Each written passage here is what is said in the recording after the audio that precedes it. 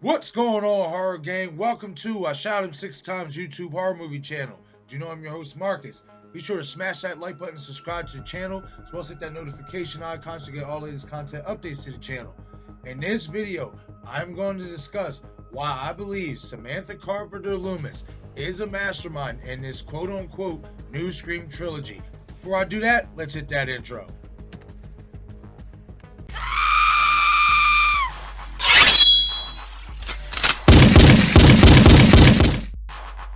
I shot him 6 times.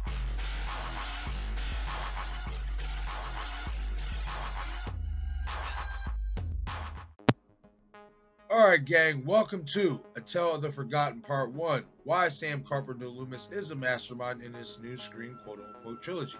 Now, obviously say quote-unquote trilogy because it has not yet been confirmed that there will be a Scream 7, but Spyglass, Radio Silence, etc. has stated that they do want to make this a trilogy, so we're just going to go with the premise that this is a new Scream trilogy, and I want to talk about why I believe that Sam Carpenter Loomis is actually a mastermind and not a victim in this new Scream trilogy. I'm going to give you 6 reasons that I think might change your minds on how you feel about Sam. I know there's some people that do think that there's a little bit of a darker side to Sam, but then there's a lot of people who's like, no, she's positioned as the final girl, so there's no way she could be the killer, etc. So I'm going to give you guys 6 reasons why I believe Sam Carpenter Loomis could be a mastermind in the new Scream trilogy. Let's do it. Alright gang, coming in at number 6. How did Richie know about Sam's visions of Billy? Now, obviously we knew Richie was, one of the killers in Scream 5, and he knew the secret about Billy being Sam's dad, etc. But what I found interesting is when Richie's going on his whole spew, he mentioned something about, oh yeah, you see visions of, you see fucked up visions of your dead dad. I found that interesting because from the perception of what they, presented to us, Sam never told Richie about Billy.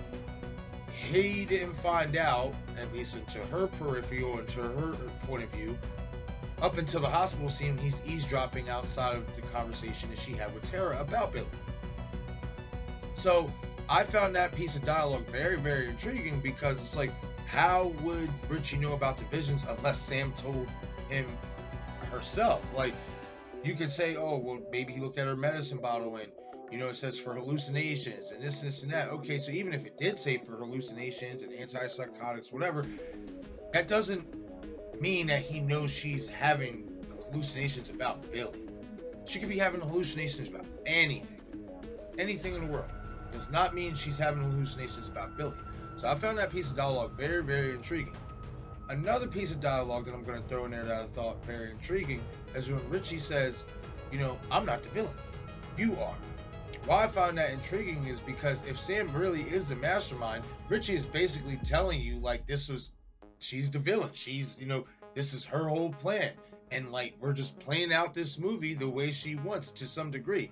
I feel like that, when he says that, a lot of people didn't catch on to that and kind of just took it for what it meant. Like, he's just basically setting her up, etc.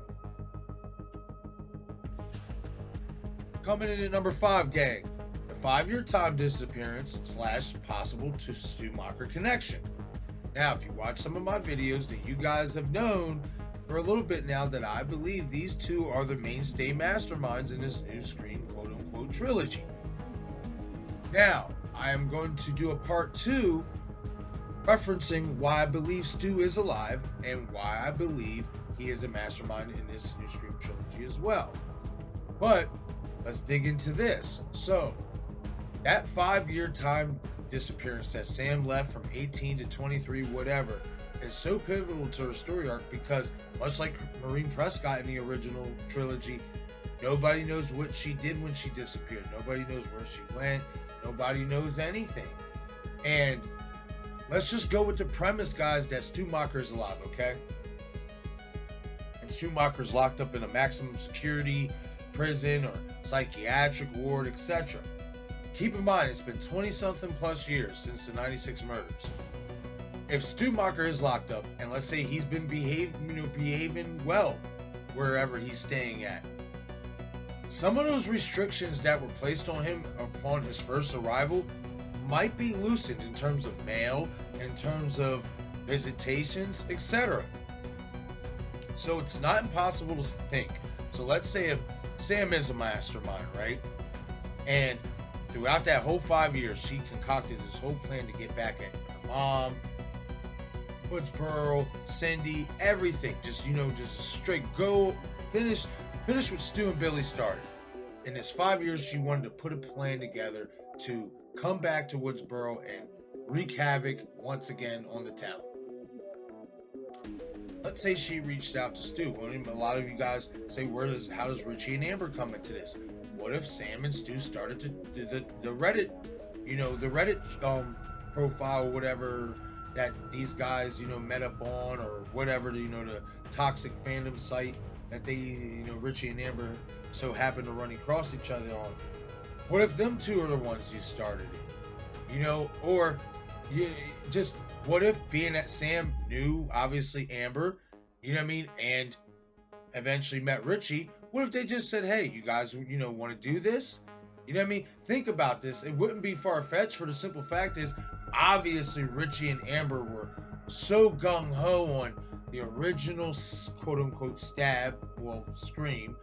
They were such big fans, so it would be so easy to manipulate them and say, hey guys, if you do this, think about what this could lead to. This could lead to a revamp of the Stab franchise, a requel of the Stab franchise, further movies, etc., etc.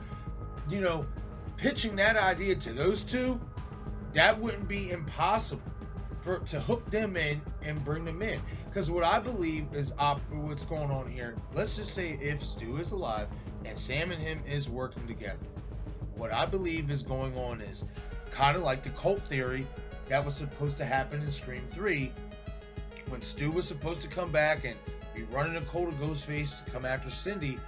I believe this is kind of what's happening, except we're just getting it across multiple films. Like, I believe these killers that, Richie and Amber, or whoever the killers are in Scream 6, I just think these people are placeholders for something much bigger.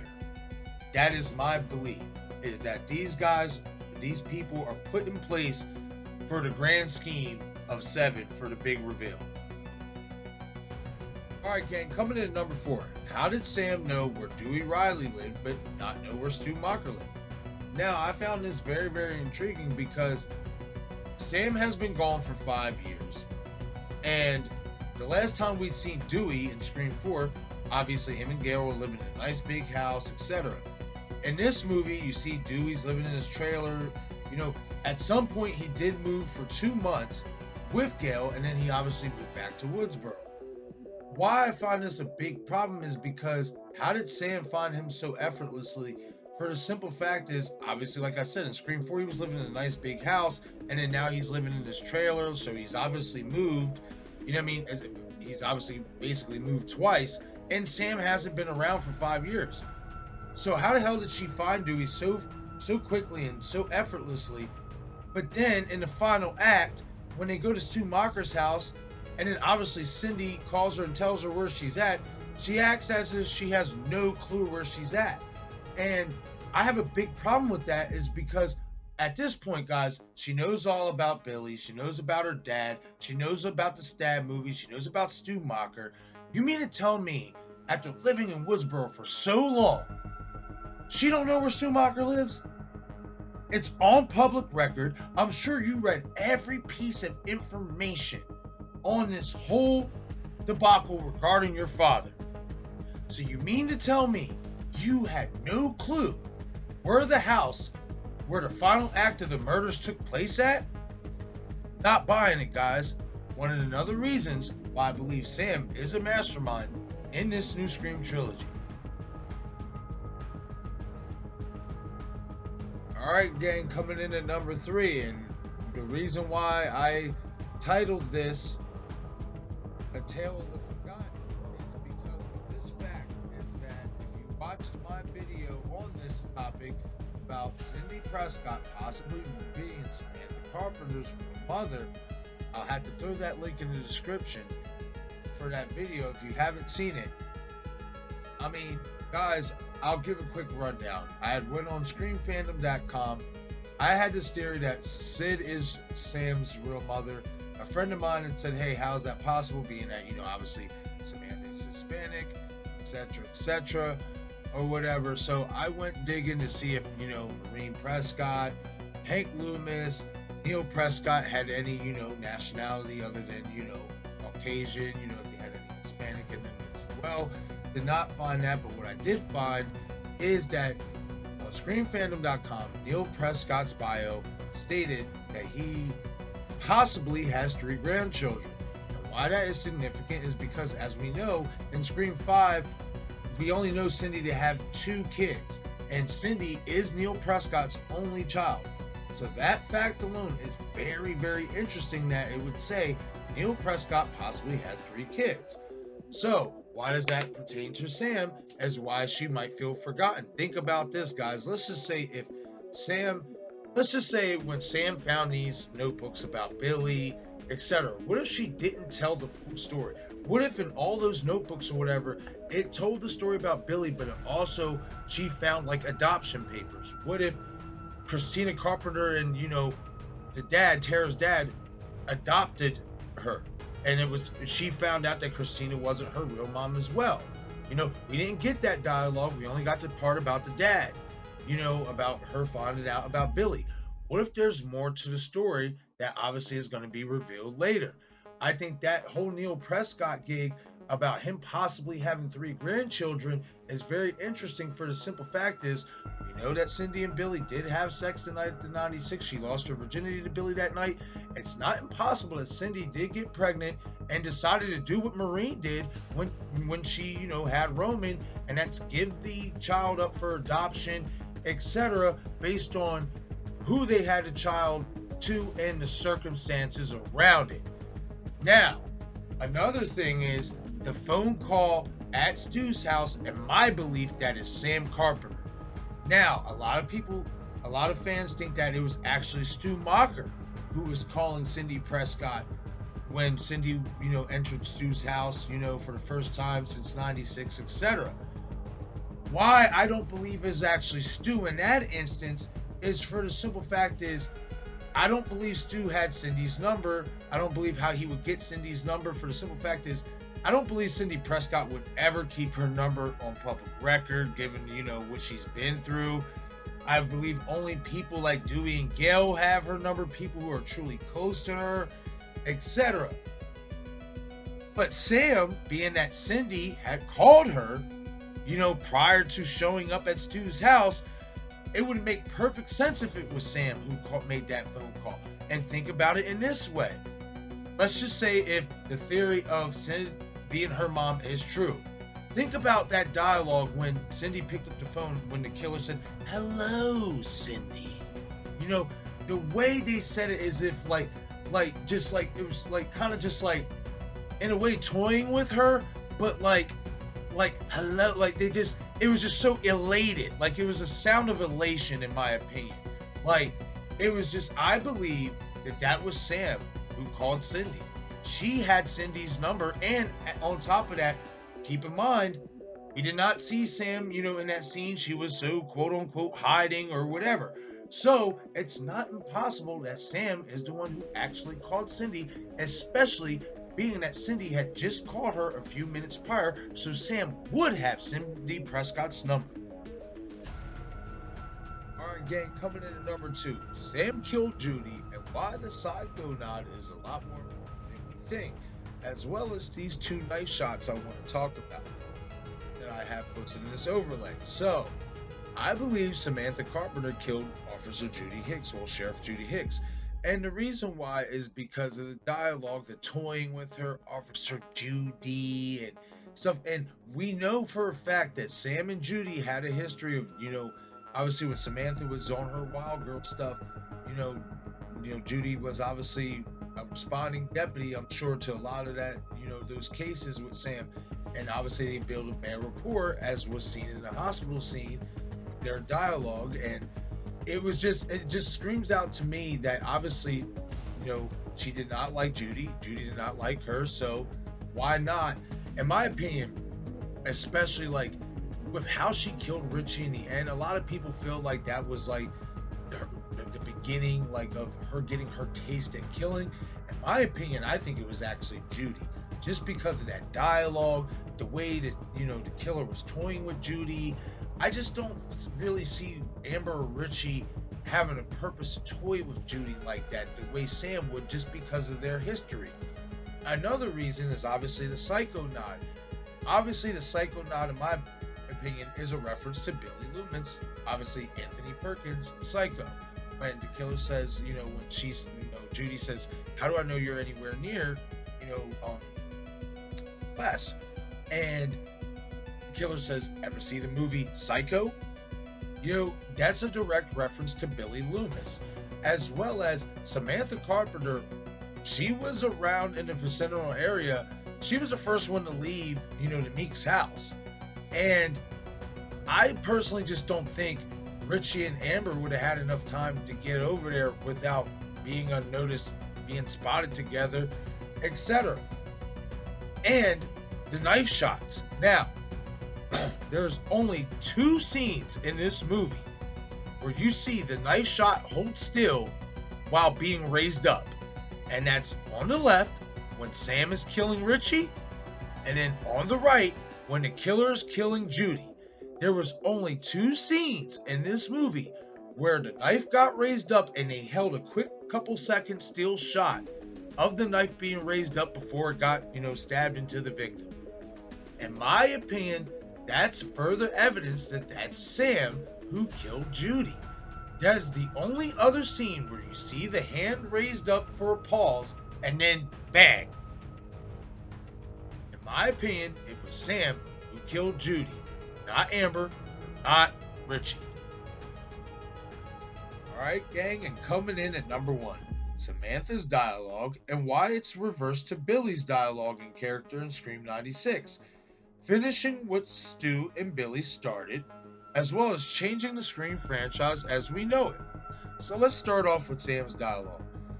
A lot of us Scream fans have come to agree that Sam's dialogue felt very flat, especially during the emotional scenes. A lot of us feel like Jenna Ortega nailed her emotional scenes. You can feel more of the emotion coming from Jenna Ortega, and a lot of people even feel like Jenna Ortega is the real final girl. And I have to agree, and I'm going to tell you why. I feel like Sam's dialogue was done on purpose. The lack of real emotion, like when she's telling Tara the story about Billy, there's no real tears coming. Like, her whole dialogue fell flat. And another piece of dialogue, the hospital scene. If you go back and watch that hospital scene when, the killer picks up Richie's phone and is talking to Sam while stalking Tara, and she's like, "Please don't hurt them, please don't hurt Tara," or whatever. It just sounded so fake. Did not sound real at all. Did not sound like there was any real emotion coming out of it. Nothing. But this is why I believe this was done on purpose. I believe this was done on purpose as an homage and a direct reversal to her father's character in 1996. Hear me out, guys. Billy Loomis in 1996 was clear-cut made to look like a suspect from the gate. He was. Clear-cut, that, the cell phone dropping on the floor, just, everything. The way he looked at Cindy in the police station, etc. Randy's reference to him, all that. Everything pointed to Billy, and it turned out being Billy. In my opinion, they're doing the same thing with Samantha, just in reverse. They're making us believe that Samantha is the final girl, she's the victim in all this, all to be revealed as the actual mastermind, one of them, and killer in the end. I firmly believe this, I firmly believe her character, her dialogue, because of how shitty it was, this was a direct, purposely reversal job done to Billy Loomis's character. Wes did such a good job of making Billy look guilty, and we found out eventually he was.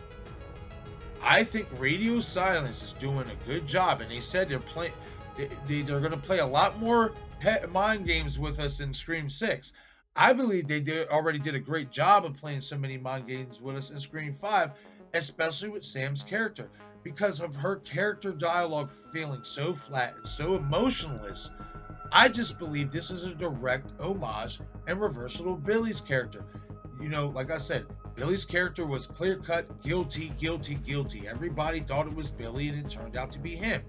I feel like they're sitting here portraying Sam as she's a victim, she's the final girl, she's the one the killers are after, but eventually we're gonna actually reveal that she's in on it the whole time, just like her dad was. Now, let's get into finishing what her and her dad started, and what her dad and Stu started. Obviously, if Stu Macher is alive, obviously the whole point of Billy and Stu's motive, other than getting back at Cindy and because Marine and all that, was to have their own movie and be in the sequel.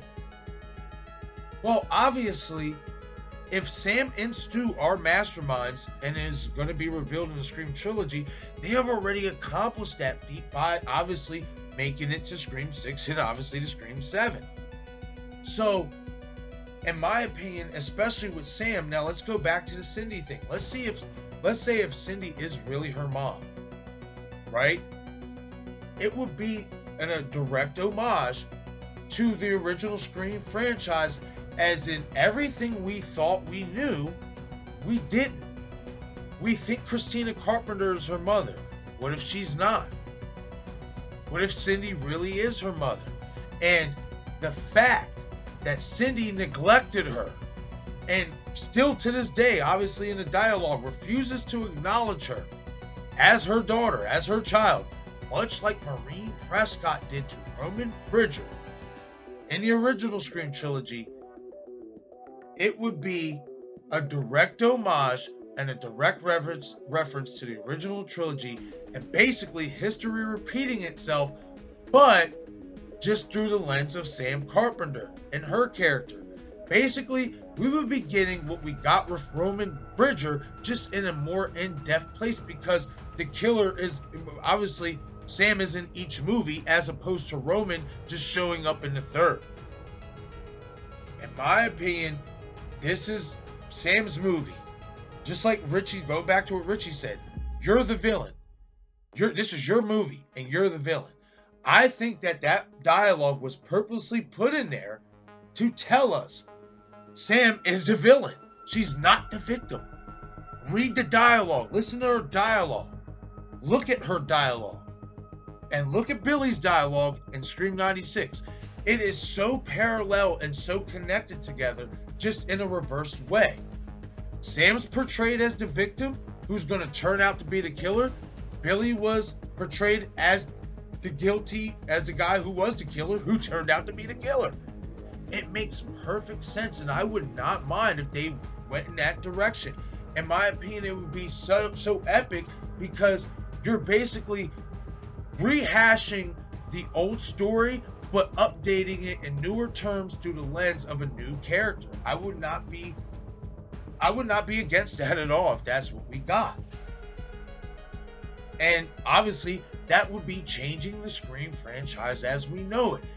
Everything, just like I said in my Hank Loomis video, if we get Hank Loomis back and we find out some secrets from his days from Sunrise Studios, did he meet Marine there, etc., to blend in with this story, everything we thought about the Scream franchise as we know it turns out to be not true.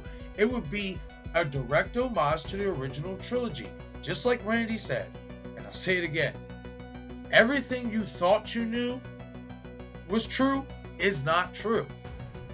And in my opinion, guys, that's why I believe that Samantha Carpenter is one of the two true masterminds in this new Scream trilogy.